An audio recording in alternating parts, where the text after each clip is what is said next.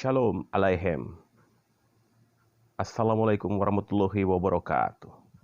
Ya, saudara-saudara yang dikasihi Tuhan Yesus Kristus. Hari ini saya tertarik untuk membahas tentang sebuah video yang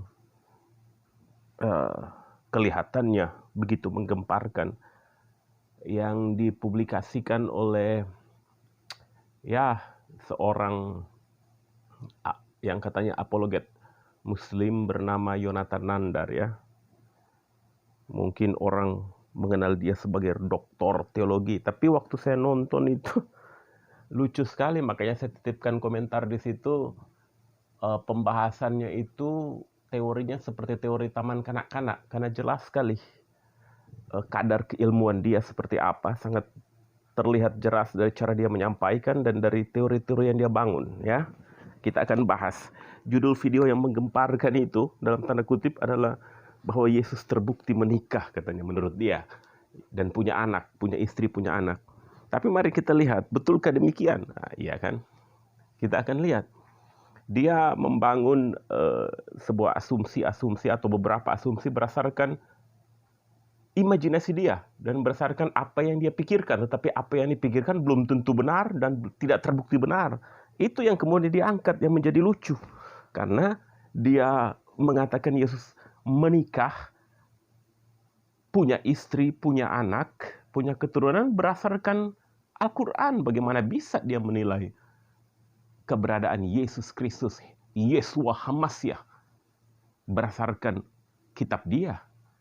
Padahal Isa Al-Masih yang dia yakini dalam kitabnya tidak sama dengan yang kita yakini sebagai orang Kristen. Itu satu.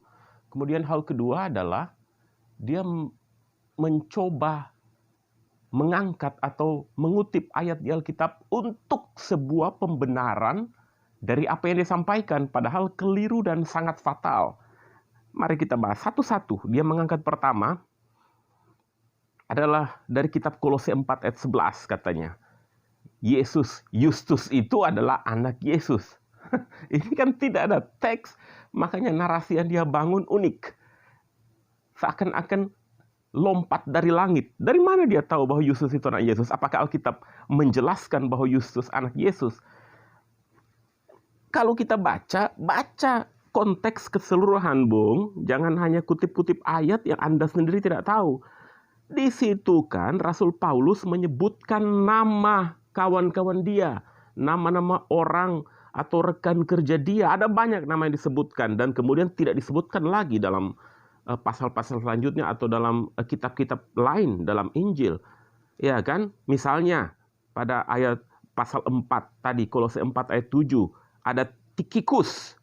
Apa ini? Tikhikus kan teman Paulus. 4 ayat 10, Aristarkus, ya kan? Kemudian 4 ayat 9 tadi, sebelum ayat 10 ayat 9, Onesimus. 4 ayat 11 dikatakan Justus, Yesus yang adalah Justus. Nama Yesus banyak saat itu. Saat ini pun kawan saya banyak bernama Yesus di daerah-daerah Amerika Latin. Ya kan, di Spanyol, di Kolombia banyak nama Yesus, Yesus kan. Nama Yesus jangan diartikan bahwa 4 ayat 11 ini adalah Yesus Kristus. Itu pemahaman dari mana cara Anda mengeksegese ayat? Makanya karena Anda terlalu sering mengutak-atik ayat yang tidak Anda, atau kitab yang tidak Anda pahami, beginilah. Kita baca selanjutnya 4 ayat 12. Ada Epafras, 4 ayat 17 ada Arkipus. Itu nama-nama rekan-rekan kerja atau kawan-kawan Paulus. Itu satu. Kita tidak perlu bahas lebih lanjut karena dari sini aja Anda sudah salah. Ya kan? Yesus adalah salah satu umat Kristen Yahudi zaman itu ya. Jadi bukan Yesus Kristus, bedakan. Kemudian saya lihat Anda juga mengutip dari kitab dari Al-Quran itu Ar-Radu ayat 38 ya, surat yang ke-38 kan, yang berkata begini. Dan sesungguhnya, kalau tidak saya secara garis besar aja ya, dan sesungguhnya kami telah mengutus beberapa rasul sebelum kamu, dan kami memberikan kepada mereka istri-istri dan keturunan. Ini yang diangkat. Dan tidak ada hak bagi seorang rasul mendatangkan sesuatu ayat melainkan dengan izin Allah. Bagi tiap-tiap masa ada kitab ya yang tertentu. Nah, ini kan ini lucu. Dia mematok memakai ayat ini untuk digenerasi kepada semua nabi dan rasul. Ya kan? Bahkan untuk nabi dan rasul yang tidak tercatat dalam Al-Quran. Bagaimana bisa? Kamu tidak bisa memakai ayat ini kepada nabi dan rasul yang ada di dalam Alkitab. Atas dasar apa? Iya kan? Saya kasih catatan begini, Saudara Nathan, supaya Anda lebih terbuka dan paling tidak sedikit lebih smart lah untuk kedepannya kalau bikin video. Bagi Anda dan pemahaman Anda memang pada mereka diberikan istri-istri dan keturunan, tetapi tidak boleh dipukul rata karena Alkitab mencatat yang sebaliknya.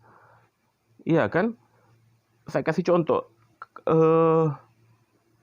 Apakah seorang Yahudi dan Rabi harus menikah? Tidak.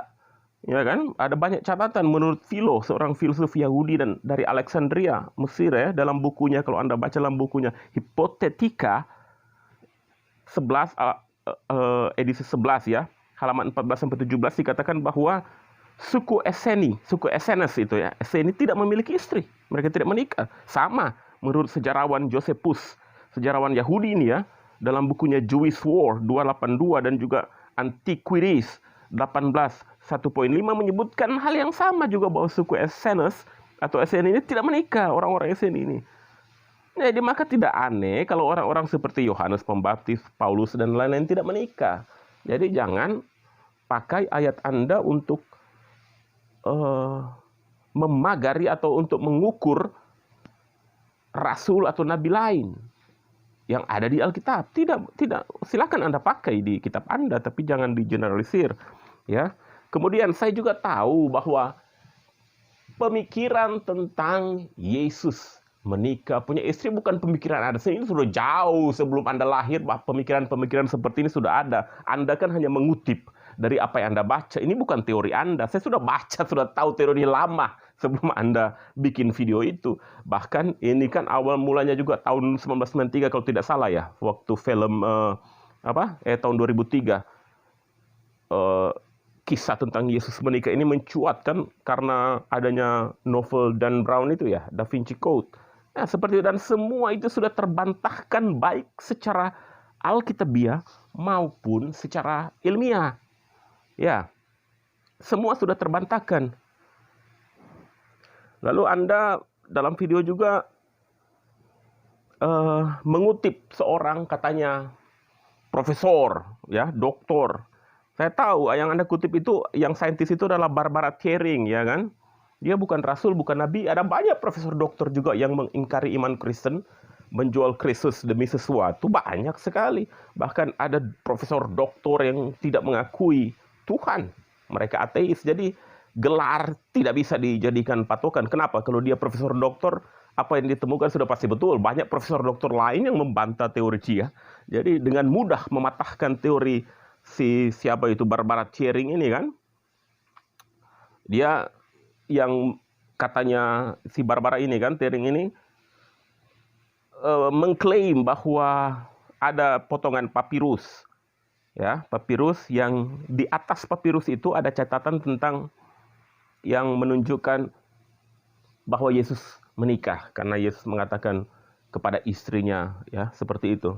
Tetapi studi analisa yang panjang oleh pengamat manuskrip kuno seperti Alberto Camplari dari University La Sapienza Roma meragukan keaslian papirus itu, dan sudah terbukti yang konon berasal dari abad keempat, papirusnya berasal dari abad keempat, tetapi tinta yang dipakai menulis di atas papirus itu dan gramatikal penulisan jauh dari tulisan abad keempat. Makanya Profesor Francis Watson dari Universitas Durham juga mengkritiknya sebagai kritik teks dari segi tata bahasa, ya kan, dan dari umur tinta yang dipakai untuk menulis. Jadi ya gampang sekali membantah teori-teori seperti ini yang memang sengaja dimuncul-munculkan orang dari abad ke abad, tidak pernah berhenti karena mereka ingin mendiskreditkan ketuhanan Yesus. Mereka tidak mengakui bahwa Yesus adalah Tuhan. Jangan dibolak-balik. Bukan teori ini sudah ada duluan, lalu orang Kristen menutupinya, bapak-bapak gereja dan para rasul menutupinya karena ingin mengangkat Yesus sebagai Tuhan. Dia sudah Tuhan dari segalanya sebelum segala abad. Iya kan? Yohanes 1 ayat 1 sudah mencatat. Aku ada sebelum segala sesuatu ada. Sebelum Yonatan Nandar lahir. Sebelum Nabi Muhammad lahir. Sebelum Abraham lahir. Sebelum segala sesuatu ada, Yesus sudah ada. Yohanes 1 ayat 1 mencatat dengan jelas. Ya kan? En arkeologos. Prostonteon. Nah, dia sudah ada sebelum segala sesuatu ada. Sebelum Dan Brown lahir. Sebelum Barbara Thiering lahir. Sudah ada dia. Ya kan? Siapa kita mau mengangkat Yesus sebagai Tuhan? Dia memang sudah Tuhan. Tuhan Anda, Tuhannya Nabi Muhammad, dan Tuhan seluruh dunia. Jadi tidak perlu kita mengangkat Yesus sebagai Tuhan dengan menutup-nutupi fakta katanya bahwa Yesus menikah. Tidak ada fakta sejarah maupun fakta Alkitabiah yang menunjukkan Yesus menikah. Coba mana? Jelaskan. Yang tadi Anda kutip Yesus cuma itu. Ayat di Alkitab yang Anda pakai sebagai serangan kepada kekristenan bahwa Yesus menikah. Mana? Itu kan itu analisa anak TK. Kemudian ada lagi yang kamu kutip dari teorinya si siapa tadi? Profesor Thiering itu kan? Yang diangkat dari Matius 19 ayat 3 sampai 12 kalau tidak salah ya. Bukan, dari kitab apa yang kamu angkat itu? Yang Prof Thiering angkat. Teori si Profesor Thiering yang katanya Yesus kawin. Oh iya, karena diambil dari kitab Markus 14 ayat 3 ya, Yohanes 12 ayat 3, Lukas 7 ayat 37 di mana dikatakan ada seorang perempuan yang meminyaki kaki Yesus ya kan dengan rambutnya. Maka itu dikatakan adalah, ini juga lucu sekali, dikatakan adalah adat istiadat perkawinan Yahudi. Adat istiadat perkawinan Yahudi dari Hong Kong. Karena apa? Ini baca ayat saja kalian out of context. Kalau ini misalnya adalah acara perkawinan, ya kan? Acara perkawinannya Yesus, sedangkan dalam pembacaan itu Yesus lagi sebagai seorang tamu di rumahnya Simon, si kusta itu. Kalau dia mengadakan pesta perkawinan, ya di rumah dia dong. Masa dia bikin pesta secara logika saja, pesta di rumah Simon, si kusta itu kan? Tidak mungkin. Lalu dalam penjelasan dalam ayat-ayat selanjutnya kan kita baca bahwa mereka sedang duduk makan, lalu datanglah seorang perempuan meminyaki kaki Yesus dengan minyak, iya kan? Narwastu, minyak yang mahal. Kalau ini pesta kawin, kenapa tuan rumah marah-marah? Si Simon marah dan mau mengusir perempuan itu dan bilang bahwa Yesus harusnya tahu dong, juru selamat, bahwa perempuan ini adalah perempuan tidak benar. Tidak masuk akal. Ini bukan sebuah pesta perkawinan. Ini fakta sejarah memang tercatat seperti itu. Yesus lagi makan di rumah itu, datanglah perempuan ini mengaku dosa pelacur dengan segala macam cara yang dia pakai dengan minyak yang mahal itu menunjukkan betapa dia memuliakan Yesus. Malah perempuan saat itu rambutnya adalah mahkota, dia meminyaki kaki Yesus dengan rambut. Lalu kemudian mereka pakai teori yang sangat terkenal, cocokmologi. Cocokmologi. Nah, ini katanya adalah adat istiadat perkawinan, tidak mungkin seorang muhrim bersentuhan. Adat istiadat Yahudi mirip Arab, kata si Yonatan Nandar. Iya, tapi jangan seenak perut dewe mau ngait-ngaitkan, mirip sih mirip, tetapi Yesus datang untuk memporak-porandakan segala macam adat istiadat yang tidak benar itu. Iya kan, adat istiadat yang justru mengukung manusia dan kemanusiaan. Saya kasih contoh. Yesus menyembuhkan di hari Sabat. Iya kan? Padahal hari Sabat adalah hari yang paling disucikan. Kenapa Yesus menyembuhkan? Cuma hal-hal begini jangan. Yesus datang sebab Yesus mengatakan dia adalah Tuhan atas hari Sabat. Dia adalah Tuhan atas Sabat. Jadi dia menyembuhkan orang pada hari Sabat. Kemudian ada banyak hal-hal yang di mata ahli-ahli Taurat dan orang Farisi ini dia sangat luar biasa. Dia mengatakan bahwa dia adalah anak Allah sampai mereka mau melempari dia dengan batu karena itu artinya dia menyamakan diri dengan Allah. Jadi ada banyak hal-hal yang Yesus tidak terikat oleh adat istiadat itu. Dia malah ingin mendobrak adat istiadat itu karena orang Yahudi apalagi ahli Taurat dan orang-orang Farisi kan cuma jago teori, tetapi praktiknya, iya kan, teorinya jago. Maka pernyataan yang mengatakan bahwa kisah yang tercatat di dalam Lukas 7 ayat 37 sampai 38 yang dikatakan sebagai upacara pernikahan bangsawan Yahudi adalah jelas-jelas omong kosong yang tidak masuk di akal, baik orang yang sehat pikirannya maupun yang setengah sehat pikirannya. Sangat tidak masuk di akal karena tidak ada teks-teks penunjang dan tidak ada fakta-fakta sejarah penunjang bahwa meminyaki kaki seseorang adalah adat istiadat pernikahan bangsawan Yahudi. Tunjukkan ke saya kalau memang meminyaki kaki seseorang adalah adat istiadat perkawinan bangsawan Yahudi, ya. Jadi jangan bicara hanya berdasarkan imajinasi. Itu saja, ya. Tolong diperhatikan. Kemudian ada lagi mengangkat teks Nag Hammadi, ya kan, yang ditemukan tahun 1945. Ya, akar dari segala macam catatan ini kan merujuk di sana, yang padahal keaslian teks itu sudah dipatahkan bahwa teks itu tidak asli. Injil Filipus, katanya Injil Filipus, berdasarkan Injil Filipus kan rasul langsung Yesus, kenapa dibantah? Loh, dia mati di abad 1, tulisannya Injil Filipus ditulis di abad 3, siapa mau percaya? Tulisannya itu asli. Jadi ada banyak hal-hal yang orang Manado bilang teori Zeno van Sinting itu. Jadi ya tidak usah dipakailah sebagai dasar-dasar argumen kalau sangat tidak berdasar seperti itu. Masa Yesus punya anak 4 tahun setelah dia mati di atas kayu salib? Ya kan? Setelah Yesus mati di kayu salib kan 3 hari kemudian dia bangkit dan naik ke sorga. Masa setelah itu 4 tahun kemudian dan 11 tahun kemudian dia punya anak? Itu teori dari mana itu? Itu anak TK pun tahu tidak masuk akal. Baik secara teks maupun secara logika. Tidak masuk akal, tidak ada catatan. Sekali lagi saya bilang, ini orang Manado bilang ini blekok, teori Zeno van Sinting. Nah, masuk akal. Ya kan, jadi tidak usahlah saudara Yonatan Nandar bertingkah sebagai seorang seolah-olah profesor teologi yang memahami kekristenan dengan lebih baik dari orang-orang Kristen. Tidak seperti itu. Janganlah seperti itu, karena Anda kelihatan bodoh justru dengan menampilkan pembahasan-pembahasan seperti itu.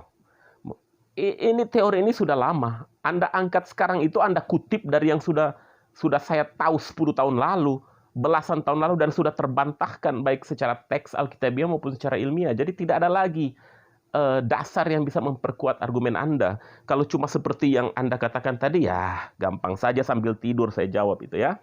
Jadi tolong lebih cerdas lagi, saudara Nandar. Terima kasih.